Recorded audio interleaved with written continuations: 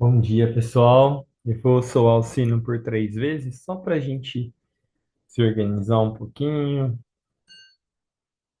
observar a postura do corpo, a respiração, as emoções, os pensamentos.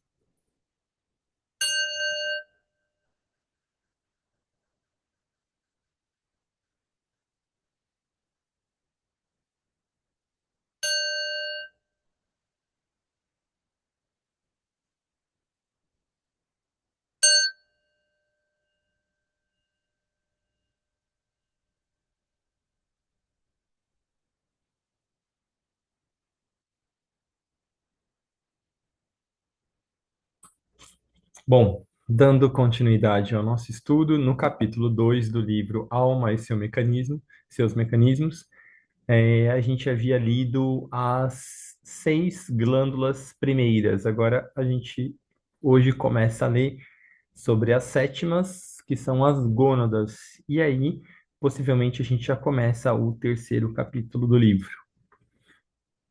As gônadas, situadas no abdômen inferior, e cuja secreção é a dos testículos e a dos ovários. As gônadas são glândulas sexuais de secreção externa, mas sabe-se que elas têm igualmente uma secreção interna. Sua principal secreção serve à reprodução. Não é necessário estender os efeitos dessas glândulas sobre a personalidade. O impulso sexual e seus diversos efeitos secundários, físicos e psíquicos, são bem conhecidos e são objeto de numerosos estudos. Esses estudos relativos, sobretudo, às perversões e às inibições, mostraram-se de vital importância para a compreensão da humanidade. Certos psicólogos atribuem todas as reações humanas físicas, emocionais e mentais ao sexo e somente ao sexo. Por trás das opiniões extremas, sabemos que há um fundo de verdade. Outros psicólogos consideram que o sexo desempenha papel importante, mas que ele não explica tudo. A sabedoria oriental oferece uma explicação que merece consideração e que exporemos quando do estudo dos centros de força e sua relação com as glândulas, que é um dos próximos capítulos. De tudo o que precede, e também a partir dos livros e artigos escritos sobre o assunto, podemos dar o breve resumo abaixo. Todo o assunto está ainda no estágio experimental, e ainda muito resta a fazer. Existe, contudo, uma estreita relação entre as glândulas e uma certa similitude de funcionamento. A maioria delas age sobre o metabolismo e o crescimento. Todas parecem estreitamente ligadas à vida sexual. Enfim, elas aparentemente determinam o tipo e o temperamento da personalidade. Aqui ela está falando de todas as glândulas, né? Não só das gônadas. Por mais experimental que seja a ciência, parece que, enfim, o homem foi compreendido e psicanalizado. Esses processos das emoções e dos conceitos mentais, intangíveis e difíceis de perceber, são agora explicados com relação à matéria. O homem é classificado segundo o funcionamento de suas glândulas e do sistema nervoso, segundo o funcionamento, bom ou ruim, do aparelho de contato e de resposta. Um santo pode se tornar um pecador, e o pecador, um santo, simplesmente aumentando ou diminuindo certas secreções internas. Consequentemente, o homem não é nem melhor nem pior que o equipamento com o qual ele veio ao mundo. E seu mecanismo é a perfeita expressão disso. Aqui é um ponto bem importante para a gente, tanto em relação à nossa autodescoberta, né, a nossa autoconsciência, quanto em relação às nossas relações. Então, à medida que a gente entende que o que uma pessoa consegue expressar em termos de qualidade, em termos de serviço, em termos até mesmo de inteligência, é a partir desse equipamento que ela possui. Claro que tem formas, né, que a gente pode melhorá-lo. Mas é importante a gente também perceber que existe uma espécie de range onde a gente pode ir, né? E ao mesmo tempo as outras pessoas também. Então, claro, a gente não é estático, não é determinista, né? Mas ao mesmo tempo também não dá para a gente dar saltos, né? Esse processo de transformação e de autoconsciência, ele é feito de forma paulatina. E a gente, é importante a gente saber mais ou menos onde a gente está para saber onde mais ou menos a gente pode ir. Ele pode melhorá-lo ou deteriorá-lo, mas esse aparelho constitui o fator determinante. O livre-arbítrio é eliminado e a imortalidade negada. Isso aqui é segundo a visão ocidental, tá? O que o homem pode fazer de melhor é trabalhar para ser feliz e também assumir a responsabilidade de construir corpos melhores para as próximas gerações, para que as próximas gerações possam ser psiquicamente melhores. Estejamos ou não de acordo com essas conclusões, podemos ao menos admitir que, sendo o mecanismo objeto de todo esse estudo, deveria ser finalmente possível determinar as leis e os métodos, permitindo a construção de corpos perfeitos, que, por sua vez, tornar-se-iam instrumentos, permitindo que uma perfeita natureza psíquica funcionasse. Então, seria mais simples se fosse tudo linear assim, né? Mas serão todas essas conclusões relativas às glândulas endócrinas realmente corretas? O homem, em sua grande linha, terá sido classificado, catalogado, nada mais restando a fazer senão preencher certos brancos nesse esquema geral? Quem pode dizê-lo? Creio que a solução pode ser dada pela resposta a duas questões. A primeira relativa ao indivíduo e a segunda ao todo. No que concerne ao indivíduo, as glândulas e as funções glandulares serão as causas primeiras ou simplesmente efeitos ou meios?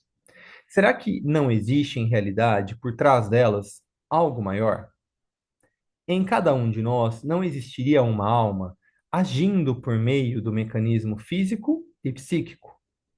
Em resumo, São Paulo não teria razão ao dizer que o homem tem um corpo físico e um corpo espiritual, deixando entrever que a glória do corpo físico é uma coisa e que a glória do corpo espiritual é outra. Então, essa é uma pergunta, né? Então, por mais que a gente pense que, sim, né, o que a gente pode expressar tem a ver com o nosso aparelho endócrino glandular, mas o que será que é a causa por trás disso, né? Qual será que, por que que é de um jeito e de outro em umas pessoas e nas outras?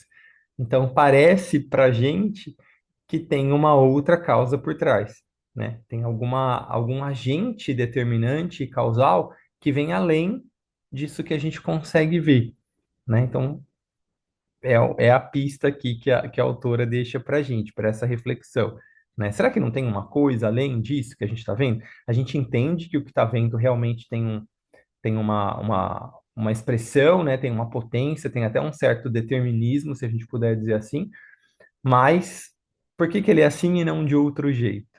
Então, talvez isso seja um objeto aí de reflexão e de pesquisa curiosa para a gente. E no que se refere ao todo, né? No que concerne à segunda e mais ampla questão, será que um simples mecanismo é tudo o que constitui a existência e toda a sua finalidade? E nossa única estrela guia do aperfeiçoamento desse mecanismo? Então, justifica-se a afirmativa.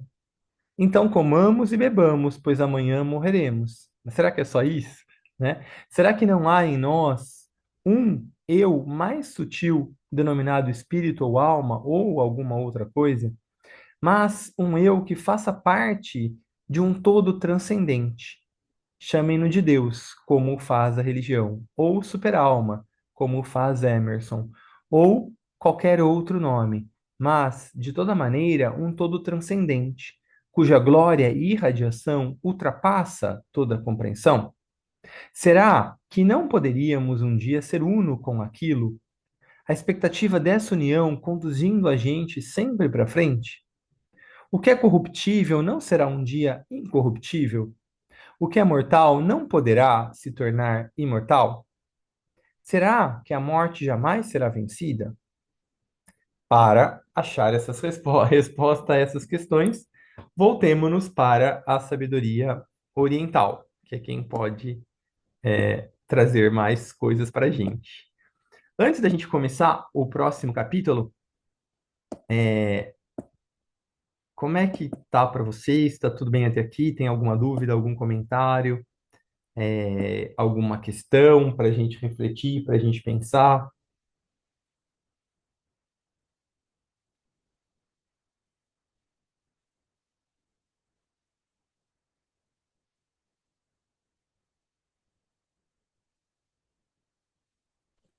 Eu acho que é isso mesmo, viu, Paulinho? Essa função, né, das gônadas, das glândulas, eles trazem de uma forma, de outra visão que não a fisiológica, mas eu acho que uma complementa a outra mesmo, né? Eu tô achando muito interessante. Eu penso que tem essa complementariedade também. Bom, vamos lá então, para a gente iniciar o terceiro capítulo. O psicólogo oriental, perdão, capítulo 3, a teoria do corpo etérico. O psicólogo oriental começa pelo que o Ocidente considera como hipotético. Ele enfatiza a natureza espiritual do homem e crê que a própria natureza psíquica seja o resultado de uma atividade espiritual. Ele afirma que tudo que se vê objetivamente não é senão a manifestação exterior de energias subjetivas e interiores. Ele considera todos os mecanismos do cosmos e do homem como efeitos e pensa que a ciência trata apenas dos efeitos. Sua posição pode ser resumida da seguinte maneira: primeiro, nada existe além da energia, e ela funciona por meio de uma substância que interpenetra e cria todas as formas, que é semelhante ao éter do mundo moderno. A matéria é energia ou espírito em sua forma mais densa, e o espírito é a matéria em seu aspecto mais sublimado. É bom a gente saber que os conceitos da física mais modernos falam disso, né? Que matéria e energia são a mesma coisa em estados diferentes, né? Então é um pouco isso que o pensamento oriental sempre trouxe para a gente. Sem essa separação, né? Uma separação que ela é momentânea. Ela tem uma natureza atual diferente, mas que uma se relaciona com a outra, né? E uma tende a influenciar a outra. Segundo, como todas as coisas são interpenetradas pelo éter, cada forma possui uma forma etérica ou um corpo etérico. Esse é um conceito também que os indianos chamam de Sutratma. A gente conhece o Sutratma pelo esoterismo clássico como aquele fio da vida, né? Que sai lá da mônada, passa pela alma e se ancora no nosso coração. E aí, quando a alma recolhe o Sutratma, a gente começa o processo de desintegração do corpo físico, depois etérico, emocional e mental, que é o nosso processo de morte. Mas os indianos antigos, né, falam que existe como se fosse, o Sutratma seria como se fosse um fio de um colar. E aí ele permeia, ele perpassa todas as pérolas, formando esse colar. E aí cada um de nós, cada forma viva, seria uma pérola desse colar. E eles falam que a maior heresia de todas, né, é a heresia da separatividade. Porque quando a gente reconhece que a gente é parte de uma vida maior e que todas as vidas são partes dessa vida maior, não tem porquê a gente enxergar o mundo de forma separada, a gente se enxergar de forma separada das demais pessoas. Terceiro, assim como o minúsculo átomo tem um núcleo positivo ou núcleos positivos, bem como aspectos negativos, assim também, em cada corpo etérico acham centros positivos de força em meio à substância negativa. O ser humano possui também um corpo etérico, que é positivo em relação ao corpo físico, que é negativo. Por quê? Porque ele é o agente causal. Então, se a gente for pensar no Tao, por exemplo, o corpo etérico é o Yang e o físico é o Yin. O corpo etérico é quem é o aspecto positivo no sentido de polaridade. E o físico é o negativo no sentido que responde a essa polaridade causal, que impulsiona esse corpo à ação e age como sua força de coesão, mantendo-o vivo, que é aquilo que eu falava, né? Quando esse princípio integrador se recolhe, aí então a matéria física se desintegra. Quarto, o corpo etérico do homem tem 7 núcleos principais de energia, ou 7 chakras, né? Através dos quais fluem diversos tipos de energia, produzindo sua atividade psíquica. Esses núcleos são ligados ao sistema cérebro-espinhal. E a base dessa atividade psíquica, ou sede da alma, encontra-se na cabeça. O princípio que rege o conjunto acha-se, pois, na cabeça. E deste centro, todo o mecanismo deveria estar dirigido e vitalizado por meio dos 6 outros centros de força. É por isso que a gente diz que o último chakra que se desenvolve ou que entra em atividade é o chakra coronário, porque todos os outros vão se desenvolvendo à medida que a nossa experiência vai sendo mais material, mais idealista, mais espiritual, e aí quando esse todo está mais integrado, aí então é possível, né, um contato mais espiritual no sentido da regência mesmo. Aí esse chakra entra em atividade e aí ele rege todos os outros que estão integrados, que foram integrados previamente. Então, o centro de comando disso tudo é a cabeça, assim como a gente entende que no corpo físico o centro de comando do corpo é o nosso cérebro e as glândulas dentro dele. Quinto, somente certos centros funcionam no homem, atualmente. Os outros ainda não estão despertos. Nem num ser humano perfeito, todos os centros são ativos e levam a um desenvolvimento psíquico perfeito e a um perfeito mecanismo. E aquilo que a gente sabe, né, segundo a tradição oriental, que em cada encarnação vão se achar mais ou menos desenvolvidos determinados chakras, dependendo daquilo que o ser humano está desenvolvendo em termos de aprendizado, em termos mesmo de qualidades que ele está trazendo para a sua vida. Então, numa determinada vida, a gente vai ter centros mais desenvolvidos, outros menos. À medida que a gente vai fazendo o nosso processo de reconexão, a gente vai também ativando gradualmente outros centros e naqueles momentos culminantes que a gente chama de iniciação, ocorrem transferências entre um centro e outro, porque naturalmente, como tudo se relaciona no mundo, os nossos centros também estão relacionados entre si. E aí, nesses momentos culminantes que a gente chama de iniciação, essas relações se intensificam e ocorre uma transferência de polaridade ou de atividade de um centro para o outro. A importância que o Oriente dá à energia espiritual e a que o Ocidente dá à estrutura ou ao mecanismo justificam plenamente a natureza psíquica do homem, tanto em seus aspectos superiores quanto em seus aspectos inferiores. Se quiser fundir a concepção vitalista do Oriente e a mecanicista do Ocidente, cobrindo assim o vazio que os separa, é preciso demonstrar a existência do corpo etérico. Então, aqui a autora chama atenção para a gente, nesse ponto, né? De que é o corpo etérico que dá essa liga entre tudo que o oriental estuda em termos causais e o que o ocidental estuda em termos mecânicos, né? Quem é a ponte, quem é a conexão entre essas duas linhas de pensamento que faz, né, essa causa atuar no efeito e esse efeito ser o efeito de uma causa é justamente o corpo etérico, que é esse mediador. Por isso que tem alguns autores que relacionam estreitamente o corpo etérico com a alma, no sentido dessa analogia de mediador. Assim como a alma é o mediador entre o espírito ou mônada e o corpo ou personalidade, o corpo etérico é o mediador entre os nossos corpos mais sutis, causais, e o nosso corpo de efeito, que é o físico. O sistema oriental é abstruso e complexo. Ele não pode ser resumido. Contudo, é preciso fazer uma breve introdução sobre ele e indicar suas grandes linhas.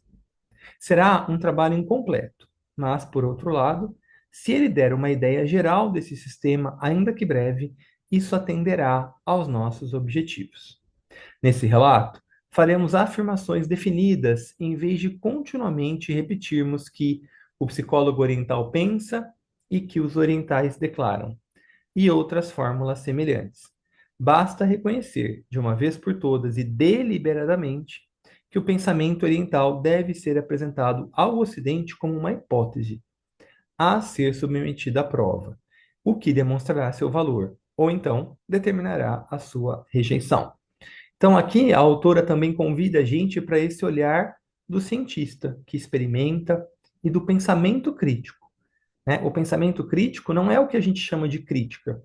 Pensar criticamente é aceitar hipóteses, colocá-las em teste para então tirar as conclusões. É isso que o estudante deve fazer, né? E é isso que ela convida a gente aqui a fazer. Não a aceitar o que está sendo falado, mas a pensar como hipótese e colocar em prática. Após essa introdução, descreveremos as grandes linhas da teoria oriental. Existe uma substância universal, fonte de tudo, tão sutil, tão refinada, que ela está verdadeiramente além do que a inteligência humana pode realmente compreender. Comparados a essa substância, os perfumes mais delicados, o eclodir dos raios do sol, a glória púrpura do sol poente, não são senão matéria terrestre grosseira e uma rede de luz sempre invisível ao olho humano. A palavra-chave substância, que sugere algo de material, não é apropriada.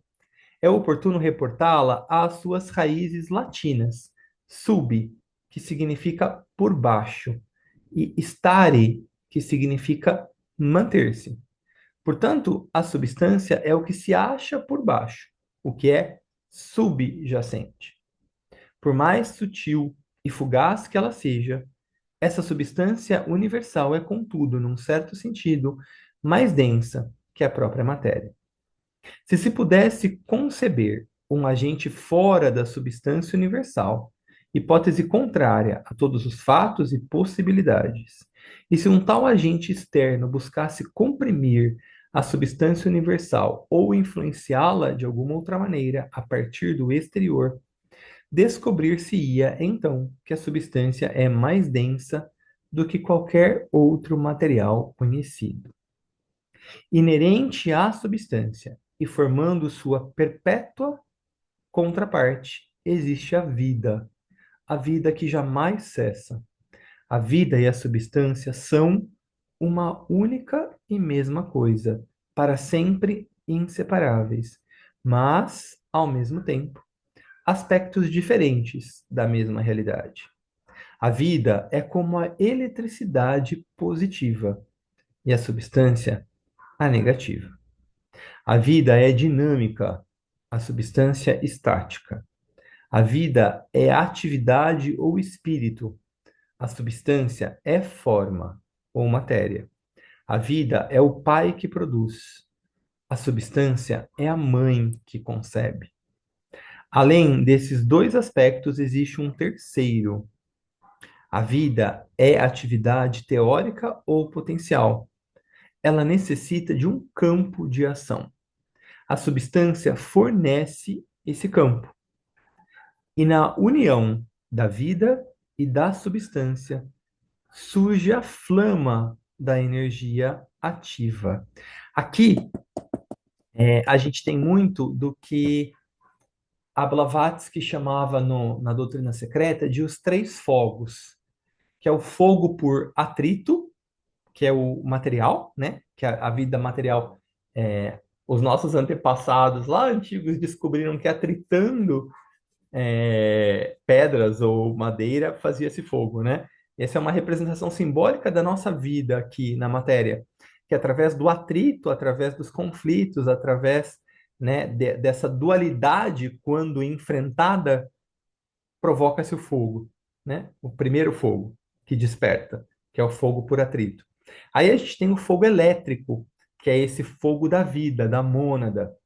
E a gente tem, que é o que dá a vida, né? Que é o que a gente hoje percebe aqui a importância da eletricidade na nossa sociedade.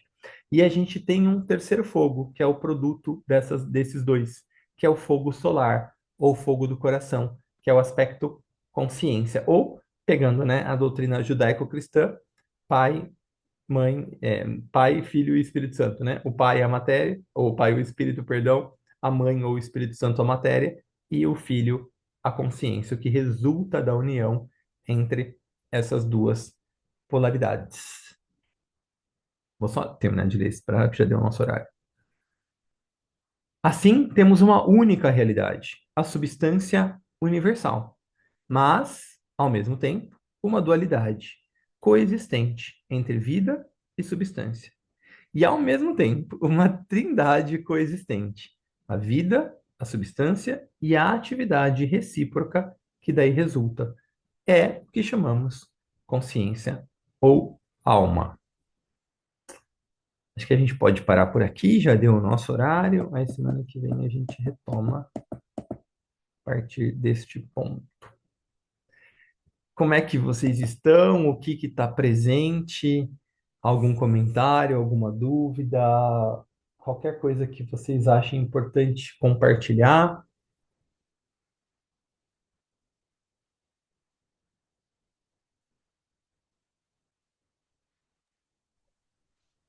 Bom dia, Paulinho. Oi, Lu.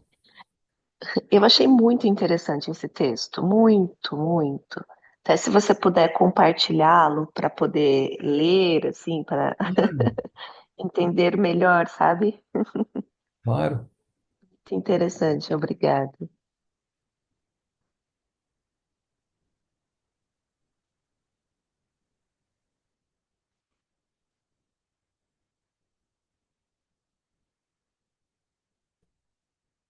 Mais alguém?